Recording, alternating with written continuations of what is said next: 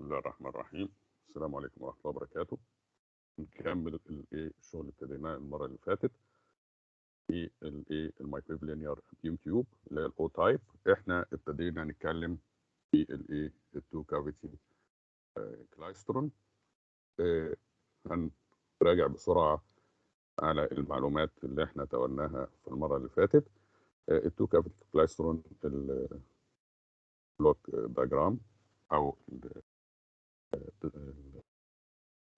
الشكل بتاعه زي ما هو موجود قدامنا بالشكل ده. الاول الجزء هنا دوت اللي هو بيجنريت الالكترونز بنسميها الكترون جان. الكترون جان بتكون من كاثود بيتم تسخينه ينتج لي الكترونز عن طريق اي دي سي، عن طريق هاي اي دي سي. تمام. في نوت بيحصل الالكترونز اكسلريشن فبتكتسب كاينيتيك انرجي عاليه جدا. في نوت ده كبير جدا بيبقى في الرينج بتاع كذا كيلو فولت. فالالكترونز بتكتسب سرعه عاليه وبالتالي بتكتسب كاينيتيك انرجي عاليه زي ما شفنا قبل كده في حركه الالكترون، ان هي هتبقى فيها عندي الكاينيتيك انرجي اللي هتكسبها الالكترونز اللي هي نص ام في نوت سكوير، اللي هي سرعه في نوت هنا هي سرعه الالكترونز. الكاينيتيك انرجي هتساوي الاي في الفي نوت. الفي نوت هنا اللي هي مقدار الدي سي بوتنشال، اللي هي دي اي في اي في الفي نوت اللي هي بتساوي البوتنشال انرجي بتاعه الدي سي سورس. تمام. فعندي الالكترونز تخرج من الكاثود تكسب سرعه كبيره جدا، في نفس الوقت بيبقى عندي في ماجنتيك فيلد في اتجاه حركه الالكترونز موازي للالكتريك فيلد موازي لاتجاه حركه الالكترون. بيعمل على على ان هو يجيب الفوكسنج بتاع الالكترون بيم، ان الالكترون بيم بتاعي ده يبقى نارو بيم. تمام. يبقى ماشي في في الاتجاه بتاع الاكسيال بتاع التيوب بتاعتي. تمام. ملوش اي وظيفه ثانيه، لا يتدخل في في اداء او حركه الالكترون اللي احنا يهمنا في دراسه الكافيتي كلايسترون. تمام. المهم الالكترونز تكتسب سرعه عاليه جدا وكاينيتيك انرجي عاليه جدا، بتوصل للريزونيتور الاولاني دي الكافيتي، دي ريزونانت كافيتي. تمام. بنسميها البانشر او الانبوت كافيتي. تمام. بندخل عليها الار اف فيلد. الار اف فيلد الالكتريك فيلد بتاعه هيبقى مركز ما بين الجاب بتاع الكافيتي دي الجاب عندي دي. الكافيتي دي عباره زي ما قلنا عباره عن ريزونيتور. تمام. فعندي هيبقى في الجزء دوت هيبقى فيه دومينانت ماجنتيك فيلد هنا في في اللوبس الكبيره ديت. هيبقى مركز الماجنتيك فيلد وماجنتيك ستورد انرجي، والالكتريك فيلد هيبقى مركز ما بين الفينز بتاع الجاب. تمام. الجاب هنا دي بتبقى جريد. تمام. علشان تسمح بحركه الالكترون ومرورها. المهم الالكتريك فيلد بتاع الانبوت ار اف فيلد هيبقى مركز في منطقه الجاب هنا، وبالتالي هينتراكت مع الالكترون بيم. نتيجه الانتراكشن دوت على حسب البولاريتي اللي هي ما بين الالكترون بيم الابلايد الكتريك فيلد. فببساطه الالكترونز اللي هتعدي جوه الجاب، تمام، يا اما هتخش عند زيرو فيلد يبقى مش هتتاثر، هتخرج من الكافيتي بنفس السرعه اللي دخلت بيها، يا اما هتتعرض لبوزيتيف هنا بوزيتيف بوتنشال. تمام. يبقى عندي هيحصل لها اكسلريشن وتكسب انرجي من الار اف فيلد وسرعتها بالتالي هتزيد. تمام. يا اما هتقابل نيجاتيف بوتنشال. تمام. وبالتالي هيحصل لها ريتارديشن وبالتالي تقل سرعتها. ولما تقل سرعتها الالكترونز هي اللي تديليفر انرجي للالكترون بيم. تمام. وبالتالي يبقى عندي تقريبا في خلال الانتر اكشن دوت على كومبليت سايكل هيبقى الانرجي ترانسفير ما بين الكترون بيم وما بين الالكتريك فيلد او الار اف انبوت فيلد. تمام. هتبقى بصفر لان عندي في البوزيتيف هاف سايكل تمام. الار اف فيلد باكسلريت الالكترونز فبيديها انرجي، وفي النيجاتيف هاف سايكل هو بيأكسلريت الالكترونز فبياخد منها ايه انرجي. وتقريبا طالما ايه ان السيجنال بتاعتي سيمتريك اراوند الايه زيرو ساينسويدال يعني، فالبوزيتيف هيبقى قد الايه النيجاتيف، وبالتالي يبقى ايه النت انرجي هتبقى بايه بصفر، وبالتالي يبقى عندي ايه الايه الانرجي اللي هي بيدفعها الار اف فيلد هنا تقريبا بصفر اثناء الايه عمليه الانتر اكشن ما بين الالكترونز الالكترون بيم وما بين الايه الار اف فيلد اللي بتحصل جوه ايه الجاب. الحاجه المهمه ان احنا دايما بنقول ان الايه ان الفيلد بتاعي الار اف فيلد بتاعي هو ايه محصور داخل الكافيتي، مفيش له اي افكت بره الكافيتي. تمام. هي ريزونانت كافيتي، وبالتالي هيبقى ايه هي كاتشنج للفيلد في داخلها. تمام. فمفيش اي ايه افكت للفيلد خارج الايه الكافيتي، يعني منطقه الانتراكشن فقط وفقط لا غير هي المنطقه اللي محصوره ما بين الايه الفنز بتاع الايه الجاب. تمام. دكتور، نتيجه الانتراكشن. ايوه هو انا مش فاهم ايه ايوه في حد بيسأل. انا مش فاهم المagnetic فيلد يعني ازاي بيكونفاين البيم بالظبط. هو الايه الالكتريك الماجنتيك فيلد تمام بيشتغل امتى؟ لما ايه لما يكون الايه السرعه في الكترون اللي عندها سرعه، يعني يبقى عندك تشارج ماشيه بسرعه ويبقى عمودي عليها. تمام. وتبقى ايه الايه الاتجاه بتاع الفورس هو الايه الكروس في اتجاه الكروس برودكت الفي كروس بي. تمام. زي ما احنا عارفين ماجنتيك فيلد. فالالكترونز لو هي ماشيه في الايه الاتجاه الاكسل بتاعها يبقى ما فيش بينها او بين الماجنتيك فيلد انتر اكشن. تمام. وده اللي احنا عايزينه. مم. ده الجزء الاولاني اللي احنا عايزينه، ان هو الالكترونز ماشيه في اتجاه الاكسل بتاعها. تمام. هي موازيه للايه للماجنتيك فيلد. تمام. وبالتالي هي ايه ما فيش عندي اي انتر اكشن ما بين الماجنتيك فيلد وما بين الالكترون بيم، وده اللي احنا عايزينه. تمام. دي الجزء الاولاني. طيب الالكترونز ديت هي نيجاتيف تشارج، كلها نيجاتيف تشارج، وبالتالي هي بتريبل اتش اذر، يعني كل الالكترونز دي مع بعضها بيحصل فيها ايه ريبالشن، وبالتالي هي عايزه تكونفيرج، عايزه تمشي في الاتجاه الايه العمودي على اتجاه الايه البيم نتيجه التنافر اللي موجوده ما بين الالكترونز وبعضها. تمام. وبالتالي هتبقى هنا في كومبوننت للفيلوسيتي بتاعه الالكترونز في اتجاه العمودي على اتجاه حركه الايه البيم، او بمعنى اخر هتبقى اتجاه عمودي على اتجاه المagnetic فيلد، ومن هنا يحصل انتر اكشن ما بين الالكترونز اللي هي بتريبل وتخرج بره الايه البيم في الاتجاه الايه العمودي. تمام. والفورس بتاعت الماجنتيك فيلد هتبقى دي في اتجاه انه يرجع الايه الالكترونز في الايه الايه البيم تاني. تمام. فهو بيحافظ على ان الالكترونز ما ايه ما تدايفيرج، ما يحصلها دايفيرجنز. تمام. في الايه التيوب اثناء الترافلنج بتاعها من الايه من الكاثود للايه للكوليكتور. وضحت؟ يعني هو بيعمل فورس ترجعها تاني ان هي تمشي ايوه اكس. هي لما هتخرج عن مسارها اللي هو الاكسيال هيبقى في كومبوننت للسرعه بتاعتها متعامده عليه. تمام. يبقى هينتج من دوت ماجنتيك فورس في اتجاه ماجنتيك فورس، لما تشوفها هتقول انها ترجعها تاني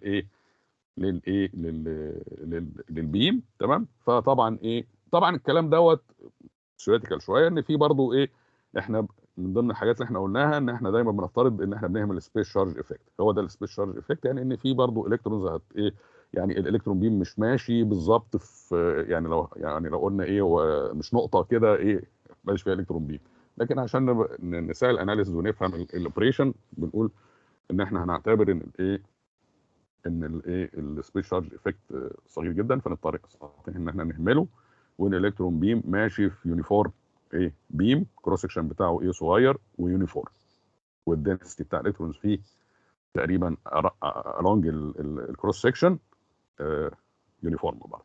واضحه؟ بس فهي دي وظيفه الماجنتيك فيلد، انه يحافظ على الالكترون بيم ان هو ايه ماشي بيم لايك او بنسل لايك ايه الكترون بيم. تمام. ما يشتش منه الكترونز بعيد عن الايه عن الاكسيال دايركشن بتاع التيوب. واضحه؟ دكتور معلش عندي سؤال. اه هو تمام. مش طيب. الالكتريك فيلد بيبقى في نفس الدايركشن بتاع البيم؟ الالكتريك فيلد في نفس الدايركشن بتاع البيم. تمام. وبالتالي اصلا انا عندي المagnetic فيلد هي بتكون عموديه على الالكتريك فيلد، فهي بتبقى عموديه على لا الدايركشن لا بتاعي.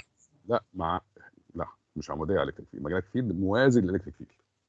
المagnetic فيلد الماجنتيك فيلد لو قلنا ان اتجاه الدايركشن بتاع الحركه ده هو زي دايركشن، فكلهم في اتجاه زي دايركشن. يعني حركه المagnetic فيلد. الالكترونز الالكتريك فيلد والماجنتيك فيلد all are in the same direction. طب معلش، هو مش المagnetic فيلد هي اللي بتولد الالكتريك فيلد او العكس يعني؟ هنا يعني انا بدخل الار اف انبوت دوت وواحد بيولد التاني، لا هنا انت خلطت بين حاجتين، بين الفيلد اللي هو الار اف انبوت وبين الماجنتيك فيلد. الماجنتيك فيلد الخارجي تمام اللي هو بيستخدم في الكونفايننج بتاع الالكترون بيم ده دي سي ماجنتيك فيلد. واضح؟ لا انا بتكلم على اللي هو موجود في الكافيتي، اللي لحظه موجود واحده بس، في مش الجزء اللي في الاول احنا الكافيتي ده. عشان نوضح الامور يعني، لان ممكن تكون فلتت من حد تاني. تمام، كويس ان في ناس بتسال وبتراجع. تمام، عشان في ناس تانية ممكن تكون فاتت من انا الواحد بيقول المعلومه بسرعه لكن ما بيبقاش عارف مدى وصولها للطالب، لان ما فيش عندنا دايركت انتراكشن. المهم الماجنتيك فيلد اللي هو بيعمل كونفايننج ده دي سي ماجنتيك فيلد. عظيم. تمام، زي انا ما الدي سي اقصدش ده يا دكتور. فولتج في نوت. تمام، خلينا يبقى عندي ايه في نوت اللي هي الدي سي الكتريك فيلد، ده وظيفته انه ياكسلريت الكترونز ويديها الكاينيتيك انرجي. تمام. الماجنتيك فيلد تمام موازي لنفس الالكتريك فيلد اللي هو الفي نوت، ووظيفته ان هو يكونفاين الالكترونز في انها تمشي في البي. عظيم. ده الجزء ده دي سي. تمام. نيجي للجزء اللي هو الاي سي او اللي هو المايكرويف سيجنال اللي هي الار اف انبوت. تمام. الار اف انبوت دي كابلد للكافيتي عن طريق اللوب ديت اتكلمنا عنها قبل كده. تمام. فالار اف فيلد هو فين بقى؟ محصور جوه الكافيتي. الكافيتي دي اذا ريزونيتور. تمام، ريزونانس سيركت.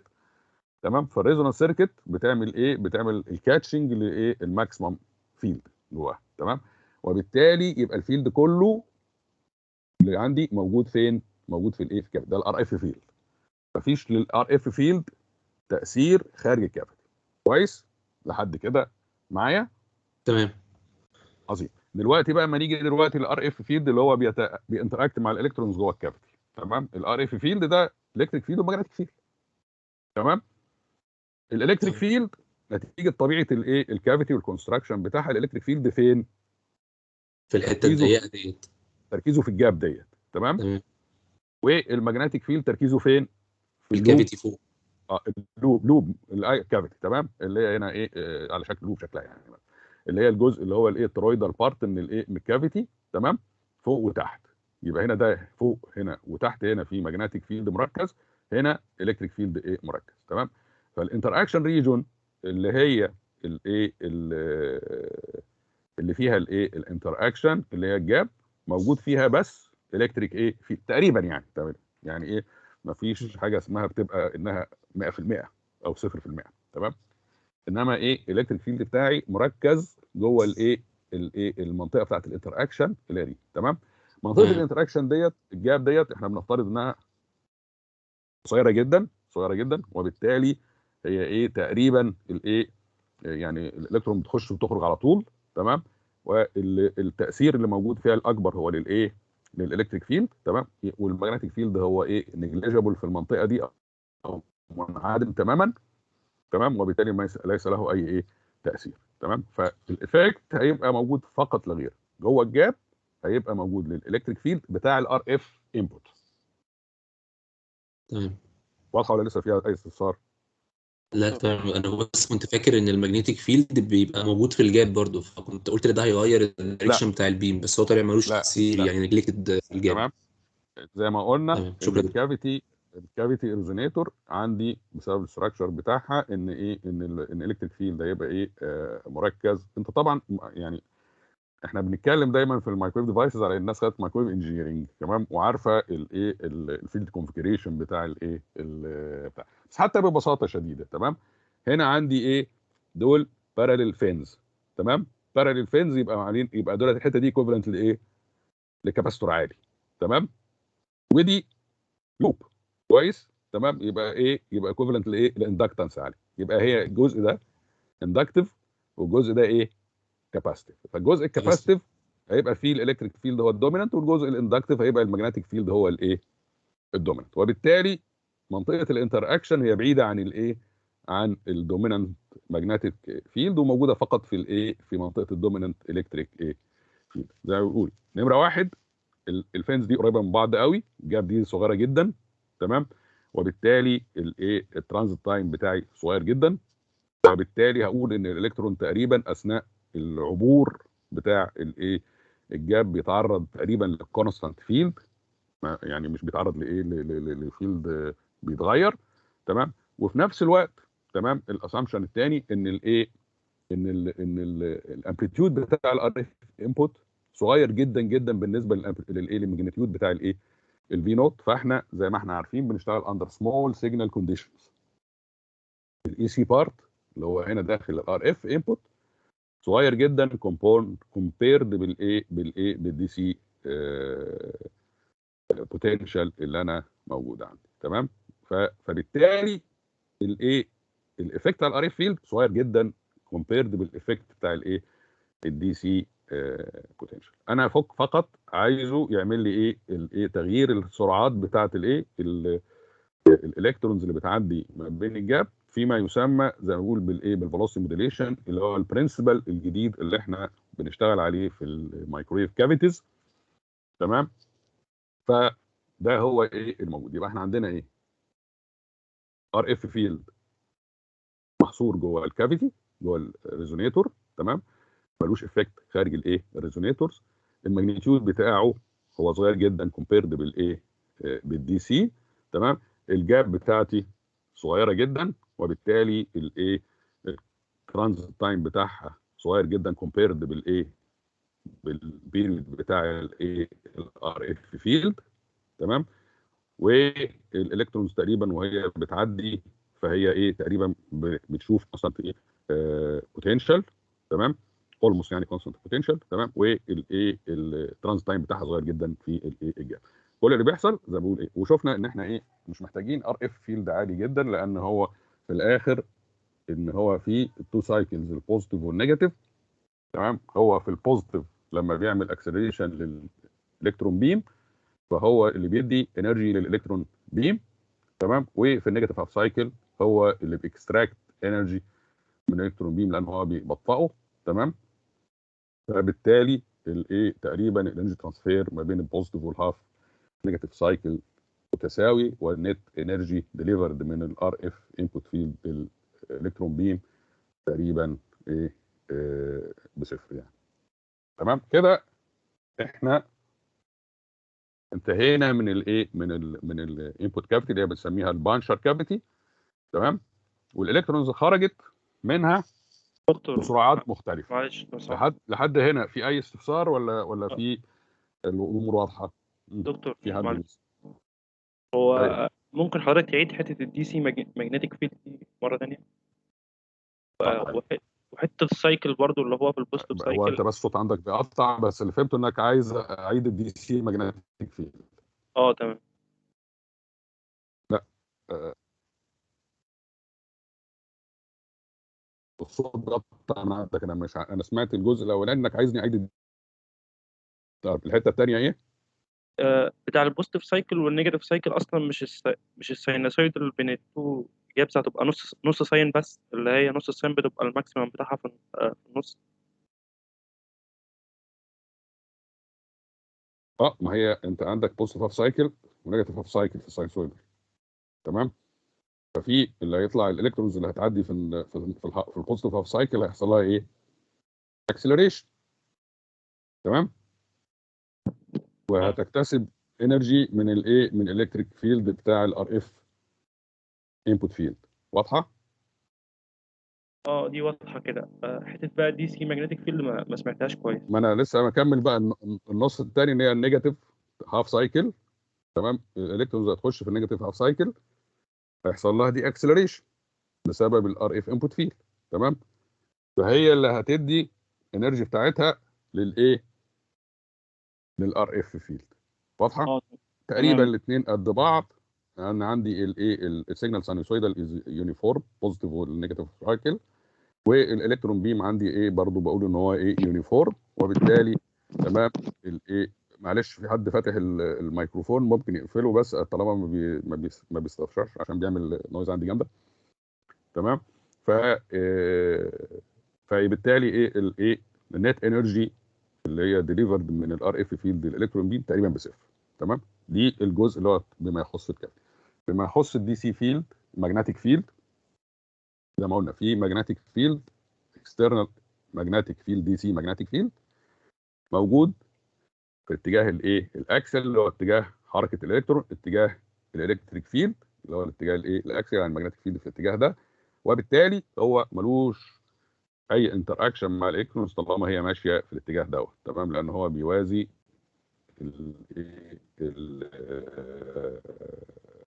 الفيلوسيتي فيكتور بتاعي في الاتجاه دوت.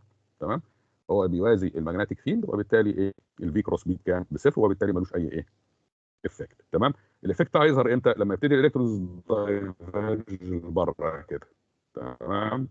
الالكترونز زي ما بقول بتريبل مع بعضها، ففي الكترونز هتيجي كده وفي الكترونز كده في الكترونز يعني. تمام. الراوند البيم من كل الاتجاهات الايه الالكترونز هتبتدي ايه تريبل اتش اذر وتتحرك في اتجاه الايه الراديال. تمام. فلما تتحرك في اتجاه الراديال هيبقى في كومبوننت للايه للفيلوسيتي عموديه على الايه على الاتجاه ده. تمام كده وكده. لما اشوف الايه اللي في كومبوننت الفيلوسيتي بتاع الالكترونز في الاتجاه دوت اصبحت هي عموديه على ايه على الماجنتيك فيلد دي سي، فهيبقى بينهم ايه في ايه فورس. هلاقي الفورس ديت ده ايه اتجاه الفيلوسيتي وده اتجاه الايه الفيلد. تمام. لما اشوف الايه الفي كروس بي هلاقي انها بترجع ايه الماجنتيك فورس اللي بتوجد، بترجع الالكترون في الاتجاه بتاع الايه البيم تاني، وبالتالي هي ايه بتحاصر البيم الالكترون بيم انها ما تخرجش بره البيم وتفضل ايه كونفايند في السمول كروس سكشن اللي هي ماشيه فيه. وضحت كده؟ اللي كان اخر واحد بيسال ولا لسه فيها مشاكل؟ وضحت يا دكتور. هو الدي سي ماجنتيك فيلد ده هو اصلا يعني احنا عاملين له جنريشن، هو موجود اصلا ولا احنا بنعمل له جنريت اصلا منين؟ يا اما بيبقى فيكسد ماجنت يا اما بيبقى دي سي بتاع يعني دي سي باتري يعني ويتعمل معاها ايه في الرايت ماتيريال عشان يعمل جنريت دي سي ماجنتيك فيلد. تمام. ده على حسب الايه الديزاين بتاع الايه التيوب. ممكن يبقى سترونج دي سي ماجنت او ممكن يبقى ماجنت جنريتد بايه بدي سي كارنت يعني وايه و ماجنتيك ماتيريال اللي هو بيبقى ايرن يعني يعمل لي ايه دي سي ماجنتيك. تمام. شكرا يا دكتور. تمام.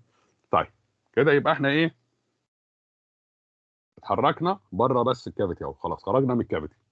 خرجنا من الكافيتي خرجنا ايه بسرعات ايه مختلفه، الكترون سريعه، الكترون بنفس السرعه، الكترونز ايه بطيئه. لما بتغادر الكافيتي مفيش بقى تاثير للايه للار اف فيلد. تمام. مفيش اي تاثير للار اف فيلد، فالالكترونز اللي هي ايه ماشيه هتبتدي بقى ايه اللي خدت سرعه تلحق اللي هي ايه اللي خرجت قبلها الايه البطيئه. تمام. وبالتالي هيبقى ايه الفيلوسيتي موديليشن اللي حصلت هتحول هنا في المنطقه دي اللي بنسميها الدريفت سبيس ما بين التو كافيتيز، هتتحول لايه هتحول لدنسيتي موديليشن. تمام. هيبقى تركيز الالكترونز بتاعي هيتغير. ليه؟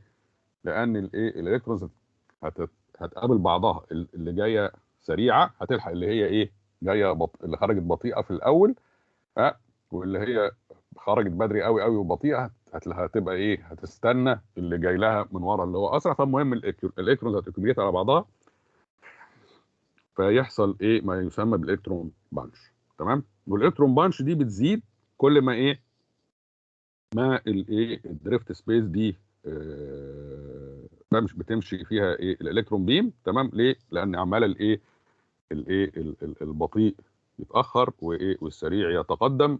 تمام. ولانهم هم زي ما بقول واخدين ديفرنت اكسلريشن، يعني الفيلد الار اف فيلد او الساينسويدال فيلد بيطلع من ايه من ماكسيمم نيجاتيف لايه لزيرو جراديوالي، وبعدين من الزيرو بيطلع الماكسيمم بوزيتيف جراديوالي. تمام. فهم ايه في سبيدز مختلفه، تمام، عماله الايه الالكترونز تقرب من بعضها لحد ما تكون ايه سترونج ايه بانش. تمام. عند الماكسيمم بانشنج بروح حاطط الايه سكند كافيتي اللي بسميها الكاتشر كافيتي. الالكترونز اللي جايه الالكترون بانش ديت، تمام، بظبط الايه الكترون بانش انها تبقى تقريبا حصلت في الميد جاب ديستانس. تمام. هتعمل ايه بقى الالكترون بانش؟ تمام، ده برضو ايه ريزونيتور، تمام، داخل له كرنت عالي جدا في الايه في البانش، هي انديوزد كرنت في الايه في الكافيتي، وبالتالي دي ريزونيتور هيعمل ايه هيكاتش الفاندمنتال ايه كومبوننت اللي هي المفروض انها ايه. طبعا الايه البانشز ديت ليها بريوديزيتي، البريوديزيتي بتاعتها هي نفسها البريوديزيتي بتاعت الار اف انبوت ايه فيلد اللي عمل لها فيلوسيتي موديليشن. تمام. فيبقى ايه الكافيتي الخارجيه will be excited بواسطه الايه الالكترون بانش ب ار اف فيلد. الار اف فيلد اللي هيطلع في الاوتبوت هو نفسه الايه الار اف فيلد في الانبوت، ولكن هنا بقى ايه تمام بيتناسب مع ايه الباور كاريد في الايه الالكترونز او الانرجي اللي موجوده في الالكترونز. انا عندي الالكترونز هنا ايه بتحمل هاي انرجي، وبالتالي الار اف اوتبوت فيلد هيبقى الايه المقدار بتاعه ايه كبير كومبيرد بالايه الانبوت، وبالتالي يبقى ايه حصل جين. تمام. طبعا الالكترون دكتور ايوه معلش انا مش فاهم الانرجي ترانسفير حصل ازاي في الكافيتي الثانيه، ومش فاهم ازاي الالكتريك فيلد والمagnetic فيلد اتولد اصلا في الكافيتي الثانيه. الالكتريك دي ريزونيتور. تمام. اوكي. ريزونيتور ده ايه ميتاليك دخلت له، تمام، الايه الالكترون بيم دوت اللي هو عامل بانشز هنا داخل في ايه انرجي عاليه جدا. تمام. دي الكترونز، الالكترونز عاليه موجوده في ايه في سراوندنج ايه اللي عندي هنا ده ايه سراوندنج كوندكتنج ماتيريال، صح؟ تمام. فيبقى عندي هنا ايه الالكترونز بانش دي هتنديوس كارنت في الايه في الماتيريال ده. اوكي. ميتال الكترونز داخله على ايه بص لها كده. تمام. الكترونز بتعدي جنب ميتال بليت، ايه اللي هيحصل فيه؟ تمام. هيحصل فيه انديوس ياخد كارنت، الانرجي بتاعته يعني. هيبقى يحصل فيه انديوس تمام كارنت، صح؟ تمام. انديوس تمام. كارنت بيساوي الكارنت اللي هو جاي له، تمام، في الايه في البتاع ده. طب الكرنت ده ايه بتاع دوت اي سي كرنت، تمام، ده نفس الايه التردد بتاع الانبوت، وبالتالي الكرنت ده هيكزايت فيلد في الايه في الكاف. دي ريزونيتور. تمام. فريزونيتور، تمام، اكزايتيشن لما بتعمل اكزايتيشن ريزونيتور، تمام، بكرنت او باي حاجه او بالكتريك فيلد او ماجنتيك فيلد، اوتوماتيكالي الايه الريزونيتور بيروح بيجنريت الايه الالكترومagnetic فيلد اللي هو كورسبوندنج ايه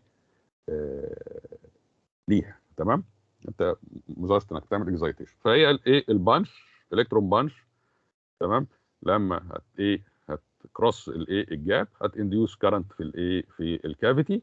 تمام. انديوس كارنت في الكافيتي ده هي ايه اكزايت الايه الار اف فيلد في الكافيتي اللي هو ريبليكا للايه للار اف انبوت فيلد. الفرق الوحيد ان ده بيتناسب بقى مع الانرجي كونتنت بتاع الايه الالكترون بانش اللي هي كبيره كومبيرد بالايه بالار اف فيلد، نتيجه الايه الهاي انرجي اللي هي كانت في الايه في الدي سي بوتنشال اللي اكتسبها الالكترون. تمام. والمفروض ان هي الايه الانديوز كارنت في الايه في الاكسترنال اللي هي الاوتبوت كافيتي، تمام، المفروض ان هو بيعمل ريتارديشن للايه للكارنت اللي جاي. تمام. وبالتالي هو ايه بيعمل له ايه دي اكسلريشن. تمام. هيحصل ريتاردنج ما بينهم، تمام، الايفكت الفعل ورد الفعل. تمام. ان هو ايه الانديوز كارنت في الايه في الكافيتي بيعاكس الايه الالكترون بانش، وبالتالي هيبقى ايه الفيلد اللي هو جنريتد من الانديوز كارنت دوت في الكافيتي بيريتارد الايه الالكترون بانش، ويحصل ما بينهم ماكسيمم انرجي ترانسفير طالما ان ده حصل عند الماكسيمم ريتاردد فيلد. دكتور معلش هو مش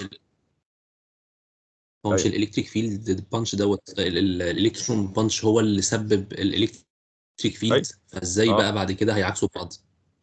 هو الايفكت انك انت لما ده فيزيكال لوب، تمام، الفعل بيقابله ايه رد فعل مساوي له في القوه مضاد له في الاتجاه. اوكي تمام. الكرنت او اسمه ايه دوت الانديوزد الكرنت اللي هيحصل في الكافيتي ده هيبقى ايه؟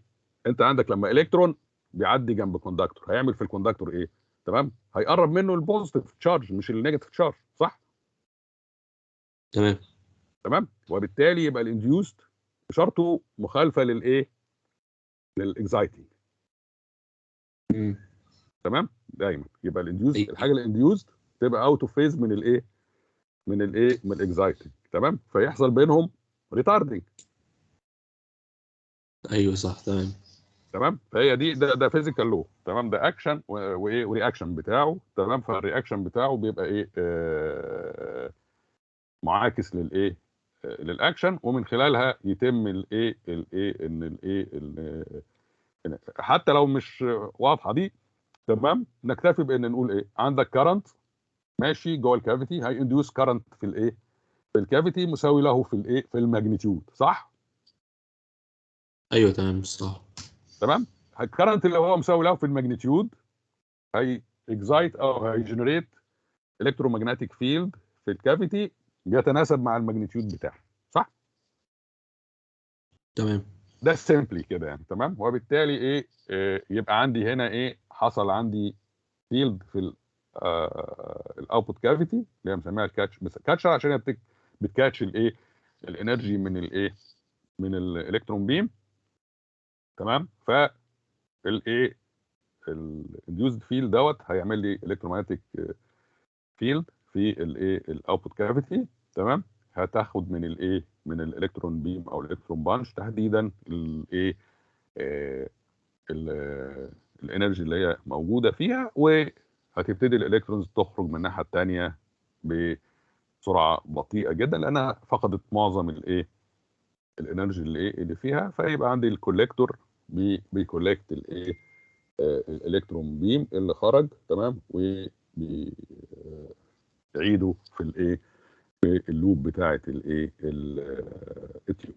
تمام كده احنا فهمنا. لو ما فيش حد عنده اي استفسار يبقى احنا كده فهمنا الاوبريشن، ولو انها خدت وقت كتير جدا قعدنا تقريبا كفايه كان عندي فاكر سؤال هيشتغل صغير. 5 دقايق ويكمل، لكن ما فيش مشكله. المهم تفهموا الجزء ده لان كله مترتب على ان احنا نخلص من الحته دي وهي واضحه في ذهننا، هنلاقي كل الكلام اللي بعد كده مترتب عليها. وبالتالي لو وضحت كويس هيبقى الجزء بتاع الاناليتيك يبقى في منتهى الوضوح ومنتهى السهوله. اتفضل. هو ممكن نفهم الحتة ديت بطريقة تانية، انه افرض مثلا حطينا عند الار اف اوتبوت دوت اوبن سيركت، حتى لو حطينا فولت ميتر نقيس ساعتها هنقيس حاجة برضو، لانه الالكترون بانشز ديت عملت سبيس تشارج سيبريشن، ونتيجة كده بقى عندنا بوتنشال ديفرنس نتيجة التشارج سيبريشن ده. فيعني هيعمل فيلد وبالتالي بوتنشال كده كده. ما هي هنا بقى ايه السؤال؟ يعني البوتنشال هتقيسه من ايه؟ البوتنشال بيتقاس ما بين نقطتين. هي لو في عندك كواكسيال كيبل زي ما احنا عاملين هنا الايه؟ الكابلنج كواكسيال. تمام، الكواكسل طبعا يعني ايه؟ ما بين مزدوجين، لان هيبقى صعب انك ممكن تحط ما بين الايه؟ الانر كوندكتور وما بين الاوتر شيلد. تمام، اللي هو الجراوند يعني بتاعه. تقدر تحط ميتري فولت ميتر يعني يقدر يقيس لك الايه؟ البوتنشال انا بتكلم ممكن بس افهمها كده ان جنرال، ان البانشز يعني هي دي بس تشارج كلام سيبريشن في السبيس فعملت فولتج. ما هي والله الشارج كده سيبريشن ملبخ. يعني هي ماشي. لا معلش، هي بس الفرق، هي بس احنا لو هي هتفهمها كده ممكن نتجاوزها فقط لكن ما نعتمدهاش. تمام، ليه؟ لان دلوقتي انت دلوقتي ايه؟ عندنا ده هاي في قياسات الميكروويف. تمام، ما فيش عندي قياسات فولت وكرنت. اوكي تمام. تمام، لان عندي الفريكونسي عاليه جدا، وبالتالي ما فيش عندي ايه؟ ممكن ان انا اقيس ايه؟ فولت وايه؟ وكرنت. لكن بقيس ايه؟ دايما بقيس ماجنتيود بتاع الكتريك فيلد بتاع ماجنتيك فيلد او باور.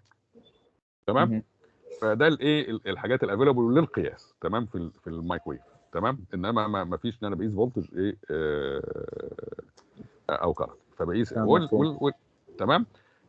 انما البساطه هي ايه؟ ان التشارج اللي هي موجوده جوه الكافيتي هتانديوس زي ما انت قلت كده، هتانديوس شارج في الايه؟ في الكافيتي، صح؟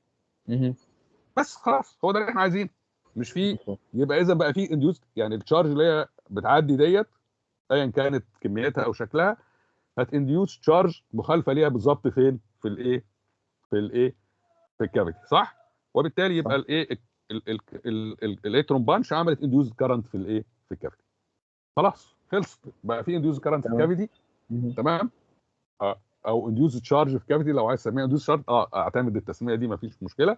حصل انديوس تشارج في الكافيتي. تمام. الانديوس تشارج في الكافيتي دي تمام هي ايه؟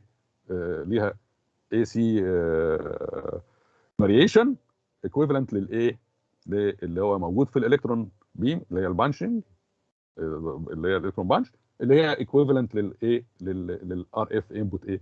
فيلد. وبالتالي يبقى الكافيتي الخارجيه اللي هي الكاتشر كافيتي بقت اكزايتد بكرنت يتناسب مع الايه؟ مع الايه؟ الانبوت ار اف فيلد. تمام. حاجه تانية، احنا قلنا ان المagnetic فيلد هيبقى نيجليجيبل عشان احنا عاملين في الكافيتي، قصدي عشان عاملين له لوب كبيره قوي، فعشان كده مش لا نيجليجيبل في الايه؟ في الجاب. انا عندي الكافيتي فيها حتتين، الجاب والجزء اللي هو ايه؟ الايه؟ الترويدال الكبير. تمام. او السلندر على حسب ما كان. تمام. فالجزء اللي هو الايه؟ اللوب الكبيره ديت اللي مركز فيها هي الماجنتيك فيلد، والجاب تمام اللي مركز فيها الالكتريك فيلد. لكن هما الاثنين المفروض ان هما البيكس بتاعتهم متساويه، يعني الايه؟ هو عند ريزونانس المفروض ان ايه؟ ان هو الانرجي بتسايكل او بتوسيليت ما بين الاثنين. تمام. وبالتالي هي انما اقول ايه؟ الماجنتيك فيلد نيجليجيبل في الايه؟ في الجاب. وبالتالي الالكتريك فيلد نيجليجيبل فين؟ في الترويدال بارت. تمام. مفهوم. تمام. استاذنكم بقى في بريك لحد الساعه 12:30 قبل ان شاء الله، ولو حد عنده اي اسئله يجهزها هنجاوب عليها ان شاء الله. السلام عليكم.